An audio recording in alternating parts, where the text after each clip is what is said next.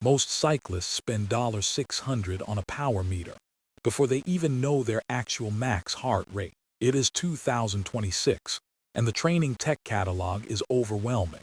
The mistake most people make is buying gear for the pro they want to be, rather than the rider they actually are today. Let's start with what you probably already own: an optical sensor on your smartwatch. These are incredibly convenient, and for steady Zone 2 endurance miles, they are totally fine.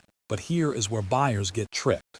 When you do hard intervals, optical sensors lag behind your actual effort because they rely on blood flow changes. To capture rapid heart rate spikes, you absolutely need an ECG chest strap. For around $100, you have two excellent choices. The Wahoo TRACKR costs $100 and uses a rechargeable battery lasting 100 hours. The Polar H10 is $105, runs for 400 hours on a coin cell battery, and remains the gold standard. I will be honest, finding a dead chest strap right before a ride is incredibly frustrating. The Wahoo is great if you have a charging routine, but the coin cell Polar is practically maintenance-free. Which brings us to the ultimate temptation: power meters. A setup like the Wahoo SpeedPlay Power single costs $600, and the dual-sided version is $850. That is a massive budget jump.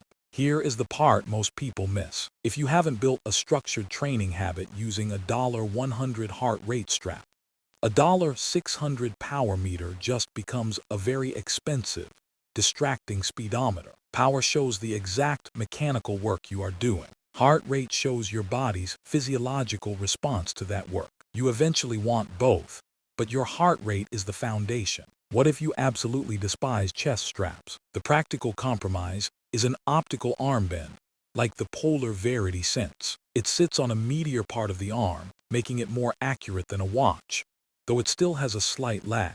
So, how should you actually spend your money this year? We can break this down into a simple progression path based on your real-world training habits, not fantasy shopping. Casual fitness riders should stick to a watch or armband.